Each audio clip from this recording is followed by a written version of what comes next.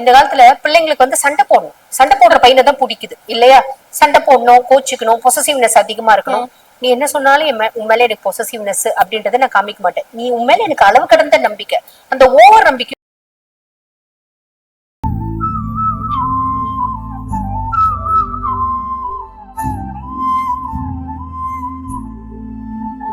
One to one பக்தி நேயர்களுக்கு வணக்கம். நான் கலைப்பிரியா பழனி. இன்னைக்கு நம்ம கூட யாரு இருக்காங்க அப்படின்னா டாக்டர் தீபா அருளாளன் மேம் தான் இருக்காங்க. வணக்கம் மேம். வணக்கம். எப்படி இருக்கீங்க? நல்லா இருக்கேன்மா, நீங்க நல்லா இருக்கீங்களா? நல்லா இருக்கேன் மேம். மேம், அடுத்ததா மகர ராசிக்கார ஆண்களோட காதல் வாழ்க்கை எப்படி இருக்கும்? பொதுவா மகரம் அப்படின்னாலே சனிதாமா ராசி அதிபன். மகரத்தை பத்தி சொல்லணும் அப்படின்னா உழைக்கும் வர்க்கம் அப்படின்னா அது மகரத்தை சொல்லலாம். உழைக்கிறதுக்குனே பிறந்த ராசி அப்படின்னா மகரத்தை சொல்லலாம்.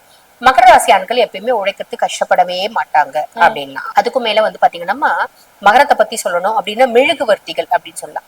தான் எரிஞ்சு வெளிச்சத்தை மத்தவங்களுக்கு கொடுப்பாங்க பாத்தீங்களா, அந்த மாதிரி தான் கஷ்டப்பட்டு குடும்பத்தோட சந்தோஷத்துக்காக வாழக்கூடிய அன்பர்கள் மகராசி அன்பர்கள். இப்ப மகரத்துக்கு லவ் வருமா? சாலிடா லவ் வரும். மகரத்துக்கு எப்படி எந்த பிடிக்கும் அப்படின்னா, நம்ம இந்த காதல் படத்துல அந்த சந்தியா இருக்கும் பாத்தீங்களா, நீ வந்து அழுக்கு சட்டை போட்டுட்டு அழகா இருக்கே அப்படின்னு அந்த பொண்ணு, ஒரு பணக்கார வீட்டு பொண்ணு, ஆமா, மெக்கானிக் ஷெட்ல வேலை பையனை லவ் பண்ணும், சின்சியரா லவ் பண்ணும். வேற வழி இல்லாம ஓடியும் போயிடும், கல்யாணமும் பண்ணிக்கும், பிரிச்சுடுவாங்க. ஆமா, குடும்பம் சேர்ந்து பிரிச்சுவாங்க. அந்த மாதிரி மனிதாபிமானம் நிறைஞ்ச ராசி மகரம் சொல்லலாமா. ஸ்டேட்டஸ் பார்க்காது, டிக்னிட்டி பார்க்காது, கேலிபர் பார்க்காது. ஒரு கோட்டீஸ்வர வீட்டு பையனும் ஒரு ஏழ்மையான ஒரு குடிசையில இருக்க பொண்ணு லவ் பண்ணுவோம். என்னத்த பாப்போம்? ஒண்ணும் பார்க்க மாட்டான். அந்த பொண்ணு நல்லா உழைக்குது, உழைக்கிறவங்கள பிடிக்கும், ஹார்ட் ஒர்க் பண்றவங்கள பிடிக்கும். ஹார்ட் ஒர்க் மட்டும் இருந்தா போதும். ஒரு சில நல்ல குணங்கள், அதாவது ஃபர்ஸ்ட் விஷயம் ஹார்ட் ஒர்க் பண்ணா பிடிக்கும். பொம்பளை பிள்ளை என்னத்த பெருசா ஹார்ட் ஒர்க் பண்ணும், நல்ல குணம் இருக்குது.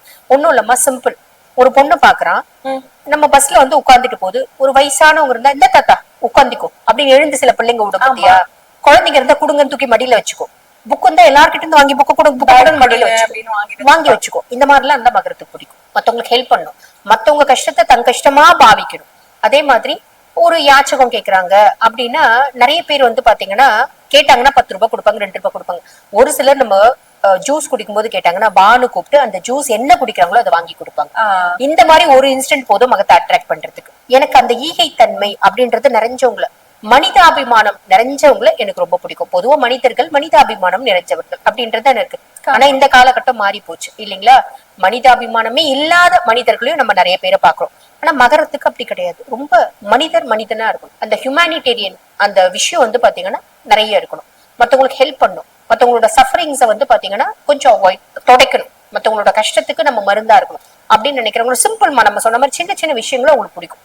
அது பிடிச்சாலே போதும் லவ் பண்ண ஆரம்பிச்சிடுவாங்க அப்படின்னு சொல்லலாம். இப்ப மகர ராசி ஆண்களுக்கு செட் ஆகாத ராசிகள் என்ன? சிம்மமும் விருச்சிகமும் செட்டே ஆகாதுமா. அதாவது இவங்க ரொம்ப வந்து மனசு சொல்ற பேச்சை கேட்கறவங்க, அவங்க புத்தி சொல்ற பேச்சை கேட்கறவங்க அப்படின்லாம். அப்படி பார்த்தா விருச்சிகமும் பெருசா புத்தி சொல்ற பேச்சை கேட்கறது கிடையாது. ஆனா இவங்களோட எண்ண அலைகளும் அவங்களோட எண்ண அலைகளும் ஒத்து வர்றது இல்ல.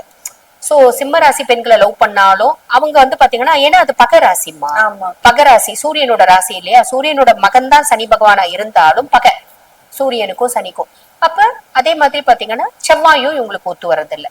அப்ப செவ்வாயினோட ராசியும் வந்து பெருசா ஒத்து வரதில்லை, சூரியனோட ராசியும் ஒத்து வரதில்லை. இந்த ராசியை வந்து இவங்க லவ் பண்ணாங்க அப்படின்னா லவ் பண்ணும் போதே அது வந்து பிரேக்கப் நோக்கி போயிடுது. அப்படி மீறி மேரேஜ் பண்ணாலும் அதுல கொஞ்சம் காம்ப்ளிகேஷன் அப்படின்றது வரதாமா செய்யுது. கண்டிப்பா மேம். இப்ப மகர ராசி ஆண்களுக்கு அவங்களோட காதல் வாழ்க்கைக்கு யூஸ் ஆகுற மாதிரி ஏதாவது ஒரு டிப்ஸ் நான் என்ன சொல்றேன்? ஆக்சுவலி என்னன்னா, ரொம்ப மனிதாபிமானம் அப்படின்றது அவங்களுக்கு உண்டு. ஃபேமிலி ஃபேமிலி ஃபேமிலி அப்படின்னு. இப்ப மனைவி லவ்வர் அப்படியே பேம்பர் பண்ணி நீ வந்து உன்னை நான் வந்து ராணி மாதிரி பாத்துக்குவேன் அப்படின்ற மாதிரி பாத்துக்குவோம். அதை கொஞ்சம் மாத்திக்கணும். இந்த காலத்துல பிள்ளைங்களுக்கு வந்து சண்டை போடணும், சண்டை போடுற பையனை தான் பிடிக்குது இல்லையா? சண்டை போடணும், கோச்சிக்கணும், பொசசிவ்னஸ் அதிகமா இருக்கணும். நீ என்ன சொன்னாலும் உன் மேல எனக்கு பொசசிவ்னஸ் அப்படின்றத நான் காமிக்க மாட்டேன். நீ உன் மேல எனக்கு அளவு கடந்த நம்பிக்கை, அந்த ஓவர் நம்பிக்கையும் பிள்ளைங்களுக்கு சிலது பிடிக்காம போயிடுது பாத்தீங்கன்னா. அந்த மாதிரி அதை கொஞ்சம் மாத்திக்கிறது நல்லது. கண்டிப்பா மேம். பொதுவாவே எல்லார்கிட்டயும் இருக்கிற ஒரு மிகப்பெரிய டவுட் என்ன அப்படின்னா, எப்படிதான் இந்த ரிலேஷன்ஷிப்பை நான் மெயின்டைன் பண்றது அப்படின்னுதான். ஆனா இது பசங்களுக்கு தான் இன்னும் அதிகமா இருக்கு. இந்த பொண்ணுங்க நிறைய மூட் ஸ்விங்ஸ்ல பாடாப்படுத்துறாங்க, இல்லைன்னா வேற மாதிரி பாடாப்படுத்துறாங்க. முடியலங்க, நாங்க எப்படிதாங்க ரிலேஷன்ஷிப்பை மெயின்டைன் பண்றதுன்னு கேக்குறாங்க. ஏதாவது ஒரு டிப்ஸ் கொடுங்க மேம், எப்படி மெயின்டைன் பண்றது? பொதுவா ரிலேஷன்ஷிப்ஸ்ல வந்து பாத்தீங்கன்னா, இப்ப நீங்க வந்து இந்த ரிலேஷன்ஷிப்ஸ், லிவ்ன்னு, இந்த ஸ்லீப் ஓவர் இதெல்லாம் எங்களுக்கு வந்து புதுசு இல்லைங்கம்மா. இப்ப நான் வந்து டிகிரி முடிச்சே வந்து 17 இயர்ஸ் ஆகுது. 2010 டிகிரி முடிச்சோம். அப்ப எங்க காலகட்டத்திலயும் இருந்துச்சுமா அதெல்லாம். இப்ப ரொம்ப ஜாஸ்தி பேசப்படுது அப்படின்னு தான் சொல்லலாம்.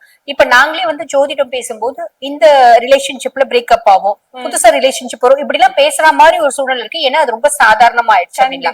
பொதுவா வந்து பாத்தீங்கன்னா லவ் அப்படின்றது அந்த காலத்திலயே இருந்துச்சு, ரிலேஷன்ஷிப்பும் இருந்துச்சு, ரொம்ப அங்கங்க அத்திப்பூத்தா போட அப்படின்னு சொல்லி அதுவும் கேட்க முடியாது, பேச மாட்டாங்க. இப்ப ரொம்ப சாதாரணமா பேசுறாங்க. இன்னும் வந்து பாத்தீங்கன்னா நிறைய பேரண்ட்ஸ் ஜாதகம் கொண்டு வந்து கொடுக்குறாங்க பாத்தீங்களா. திருமண பந்தம் அப்படின்றதுல இணையத்துக்குள்ள எங்க பிள்ளை பயப்படுது, எங்க பையன் பயப்படுறான், ஆல்ரெடி ரிலேஷன்ஷிப்ல இருக்கா, அந்த பொண்ணையே கல்யாணம் பண்ணிக்கோ அப்படின்னாலும் அவங்க வந்து வேணான்றாங்க. இந்த பையனும் பயப்படுறான், அந்த பொண்ணும் பயப்படுறாங்க, இப்படி எல்லாம் சொல்றாங்க. அப்ப திருமண பந்தத்துக்குள்ள இணையறதுக்கு ரெஸ்பான்சிபிலிட்டி எடுத்துக்கிறதுக்கே நிறைய பேருக்கு கவலையா இருக்கு. ஆமா, பயப்படுறாங்க. எனக்கு பெருசா ரெஸ்பான்சிபிலிட்டிஸ் எல்லாம் வேண்டாம் அப்படின்னு நினைக்கிறாங்க. அம்மா நம்மளுக்கு வந்து பாருங்க ரொம்ப சிம்பிள்மா, வெறும் சக்கரை பொங்கலையே சாப்பிட்டுட்டு இருந்தோம்னா நல்லா இருக்குமா?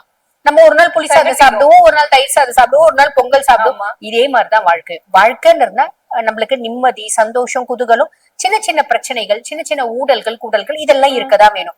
அப்ப இந்த ரிலேஷன்ஷிப் அப்படின்ற வார்த்தையை விட லவ், உண்மையான அன்பு, அதுக்கு மேல திருமணம் அப்படின்ற பந்தத்துல இணையணும்.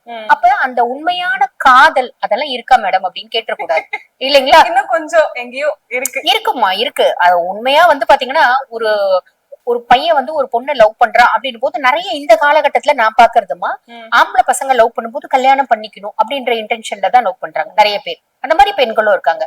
அப்ப அந்த மாதிரி பர்சனாலிட்டிஸ்க்கே நம்ம சொல்லலாம். அதுக்கும் மேல ரிலேஷன்ஷிப் இருக்கவங்க உங்களோட ரிலேஷன்ஷிப்பை கண்டினியூ பண்ணும், உங்களோட லவ்வ கண்டினியூ பண்ணும். நீங்க பெர்ஃபெக்ட் லைஃப் பார்ட்னரை செலக்ட் பண்ணுங்க ஃபர்ஸ்ட். நாங்க வந்து ராசி, கோலம், கோத்திரம் எல்லாம் பார்த்து செலக்ட் பண்ண முடியாது, நியாயமானதான். சில குணாதிசயங்கள் நம்ம அப்சர்வ் பண்றோம்லமா. ஒரு குண்டா சாதம் வைக்கிறோம், எல்லா சாதத்தையும் எடுத்து வெந்துருச்சான்னு பாக்குறோமா? சில விஷயங்கள் சும்மா ஒரு 2 பருக்கு எடுத்து வெந்துருச்சுன்னா நம்ம வந்து வடிச்சிடுறோம் பாத்தீங்களா? அந்த மாதிரிதான் ஒரு பொண்ணு பாக்குறீங்க, அந்த பொண்ணு கிட்ட சில குணங்கள், ரொம்ப நல்ல குணங்கள் இருக்கு அப்படின்னா, உங்க மனசுக்கு ரொம்ப பிரியமான குணங்கள் இருக்கு, பிடித்த குணங்கள் இருக்கு அப்படின்னா மீதியெல்லாம் விட்டு கொடுத்துருங்க. விட்டு கொடுத்துட்டா ரிலேஷன்ஷிப்பும் மெயின்டைன் ஆகும், லைஃபும் மெயின்டைன் ஆகும், லவ்வும் மெயின்டைன் ஆகும், திருமண உறவு அப்படின்றதும் மெயின்டைன் ஆகும். சிலர் இருப்பாங்க, எவ்வளவு விட்டு கொடுத்தாலும் நான் கூணு வளையிற அளவுக்கு குனிஞ்சு குனிஞ்சு கூனே வளைச்சு போச்சுங்க, ஆனாலும் என்னோட லைஃப் பார்ட்னர், என் மனைவி வந்து என்ன பண்றாங்க அப்படின்னா, என்னோட லவ்வர் என்ன பண்றாங்க அப்படின்னா தலை மேல ஏறி டான்ஸ் ஆடுறாங்க. இந்த மாதிரி பார்ட்னர்ஸ் அது டாக்ஸிக் ரிலேஷன்ஷிப், தூக்கி எறிஞ்சிடுங்க. குனிய கொட்டிட்டே இருக்காங்க. சிலர் என்ன அட்ஜஸ்ட் பண்ணாலும் அவங்களுக்கு வந்து நம்ம குறையாதாம இருக்கும். அந்த மாதிரி உறவு முறைகள்ல கடைசி வரைக்கும் வாழ்க்கையில வாழ்ந்து கஷ்டப்பட்டு திருமணம் பண்ணிட்டு அந்த மாதிரி உறவு முறையில இருக்கவங்க எத்தனையோ பேர் நான் பாத்திருக்கேமா. அப்ப ஆரம்பத்திலேயே தூக்கி எறிங்க. இந்த சமுதாயத்தை பத்தி கவலைப்படாதீங்க. நல்லா இருந்தாலும் நம்மளை பத்தி கேவலமா பேசும், கெட்டு போனாலும் கேவலமா பேசும், எப்படினாலும் கேவலமா பேச போகுது. அதை பத்தி என்ன பேசிட்டு போட்டோம், வெறும் வாய்க்கு அவிழ்மா, அவ்வளவுதான். எப்படினாலும் எல்லாரையும் நல்லவங்கன்னு சொல்லிட்டாங்களா? இப்போ உங்களை 4 பேர் நல்லவங்க, 2 பேர் இந்த பொண்ணு ரொம்ப திமிரு, அந்த பொண்ணு ரொம்ப ரூடு அப்படின்னு ஏதோ ஒரு விஷயம் சொல்லதான் போறாங்க. சொன்னா சொல்லிட்டு போட்டோம். சொல்றவங்க எப்பயுமே சொல்லிட்டு இருப்பாங்க, உங்களுக்கு நீங்க நல்லவங்களா இருக்கீங்களா, அவ்வளவுதான். இந்த மாதிரி ஒண்ணு விட்டு கொடுக்கணும். ரொம்ப டாக்ஸிக் இருந்தா தூக்கி எறிஞ்சிடுங்க, அவ்வளவுதான். கண்டிப்பா மேம். 12 ராசிக்கார ஆண்களுக்குமே உங்களோட காதல் வாழ்க்கை இப்படிதான் இருக்கும். சில விஷயங்கள் மாத்திக்கோங்க, உங்களோட வாழ்க்கை ரொம்ப அழகா இருக்கும். பல விஷயங்கள் விட்டு கொடுத்து போங்க, மத்தபடி நீங்க நார்மலா தான் இருக்கீங்க அப்படின்னு சொல்லிட்டு ரொம்ப தெளிவா சொல்லிருக்கீங்க. ரொம்ப நன்றி மேம். நன்றி.